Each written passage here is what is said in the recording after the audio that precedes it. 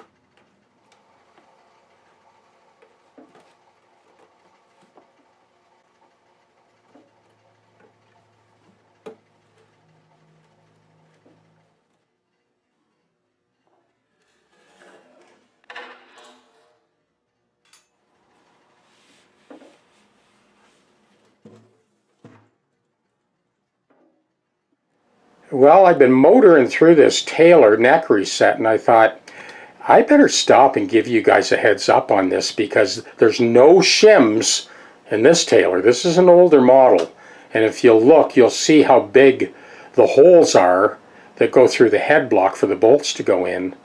We did do the sandpaper trick with those strips and slipped those little strips between the mating surface of the side and the inside of the heel. And we set that back, we checked it with a straight edge, we've got our pilot frets in there, and we're ready for the final dry run. And instead of thinning out the fingerboard, I can take down this leading edge. I have the tongue depressor sort of taped on there to mask off the footprint.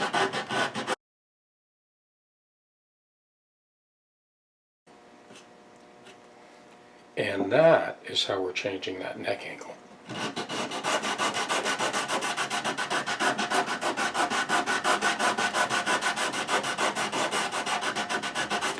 You can also see that the diameter of these holes is much larger than the diameter of the 1/4-20 thread.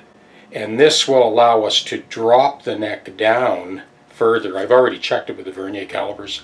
And that will eliminate needing to alter the fingerboard surface where that proverbial hump is, because we're getting rid of that hump by taking down the leading edge. Just wanted to explain that before I continue. All right, here's a trick for all of you tailor guys. When you go to put these bolts back in, I've filled that deep socket with some high density foam, and that allows me to put that in there, and I have a magnet here that just kind of holds it in place. There you go, another tailor trick. As you've heard me mention in previous videos, there's 6 different angles that you have to take into account when you're resetting a neck. So the angle from side to side, in other words, the distance from the edge of the fingerboard to that straight edge, at the sound hole and at the nut, it is equidistance. So that angle is good.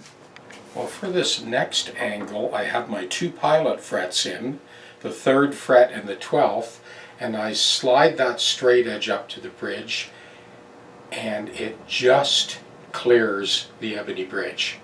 And what that means is we'll be able to put this action, well, certainly way down from where it was, but into the future, Michael will always be able to set this action wherever he wants it.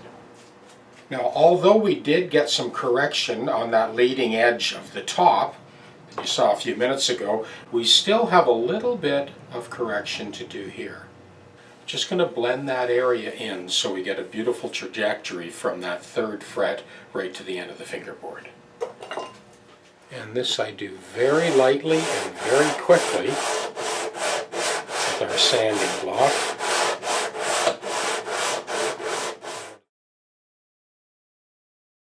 Again, one of the blocks from the fretting kit. Stop and check it as we go. That's 80 grit I'm using, by the way.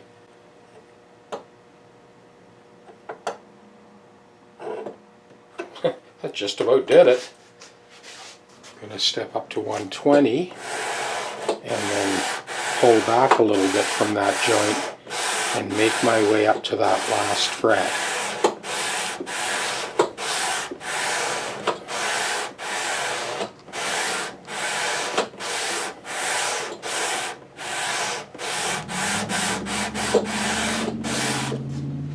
Because we have that black plastic binding to contend with, I use the Japanese saw because it cuts on the pull stroke. You do have to sort of do one side at a time. I've already made the first cut pulling this way. Now I'm starting on the base side and pulling it through.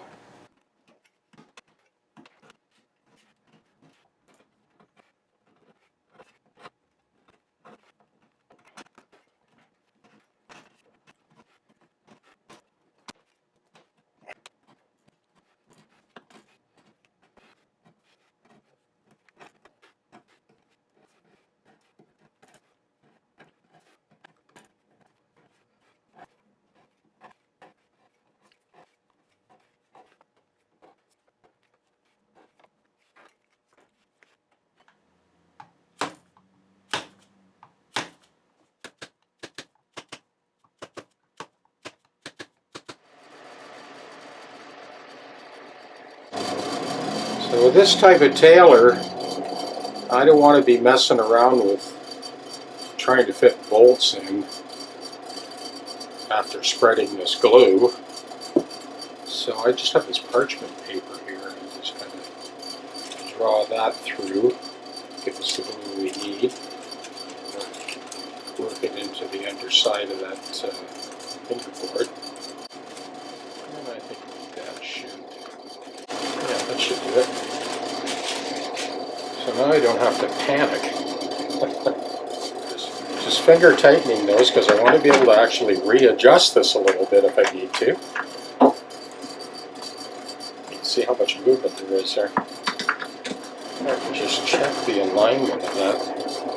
I just skirt the outside diameter of the pinhole for the B string and the A string, and then line that up with the nut. It looks pretty good. It could move over a little bit. Try that again. So gluing it this way gives you that little bit of forgiveness, so you can shift it a little bit and make sure you get it right. Okay, I'm happy with that. Yeah, I've got that all lined up now. I'm just snugging that down very lightly by hand, because clamping down that fingerboard extension, and there's just enough time to get that glue squeeze, the front end as well. There we go. I already have my handy scoop up sticks already cut and tapered.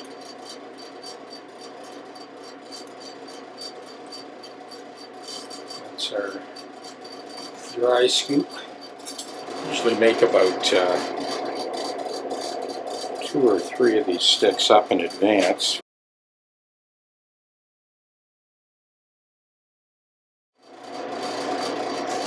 So that's our dry scoop a little bit on the end of the fingerboard here. A little bit more squeeze coming right there.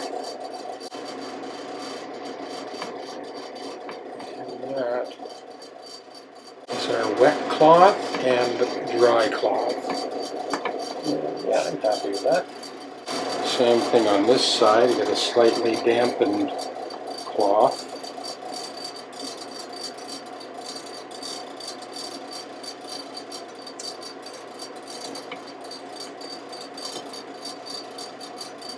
I'll let that set for about an hour or so, and then we'll final snug those bolts and tuck it away for the night. Well, here's the wrap-up on Michael's well-traveled Taylor guitar. Yeah, this one's literally been around the world. Here's his gator case with the stickers to prove it. Well, it was desperately in need of a refret. And as you saw, it's kind of a different story on these early Taylors. There were no shims. And you saw how I did that. We got the action on this thing beautiful now.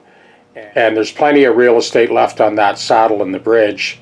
He'll be able to adjust this for years to come. This is the finished cantilevered compensated nut for 12 to 56 at concert pitch. As I mentioned in that last Taylor video, I use Corian and prefer Corian to bone. Because of that intimate contact to the piezo crystal, I've always found that the bone saddles sound way too brittle.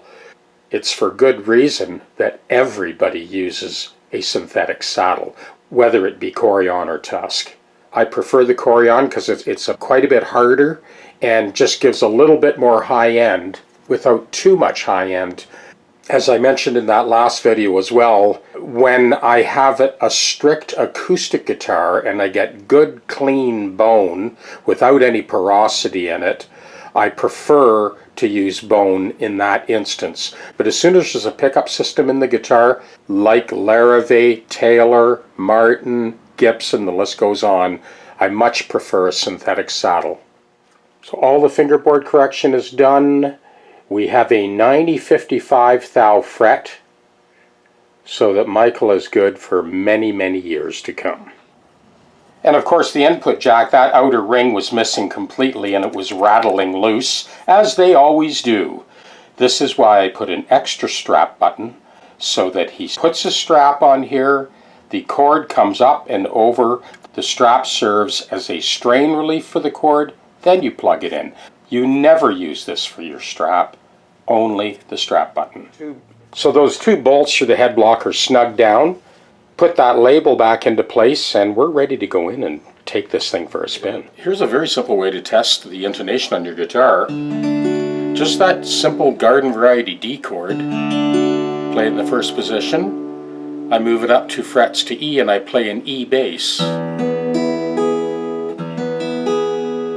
Then move it up to the 7th position and it becomes a G chord with the D bass. Move it up to the 9th position, it becomes an A chord, and I put an A bass note in. And then I end on the, just that D form every time. D, E, G over D, A. So once again, D, E, G over D, A, and D. I've shown this before as well, just a C chord. Move it up 2 frets, a D chord, and up to the 8th fret.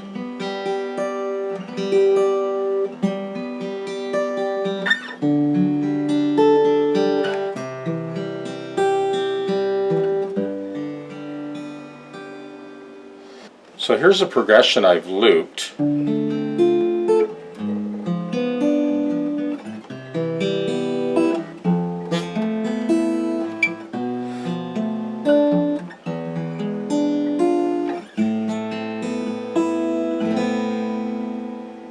Here's a sister progression to that.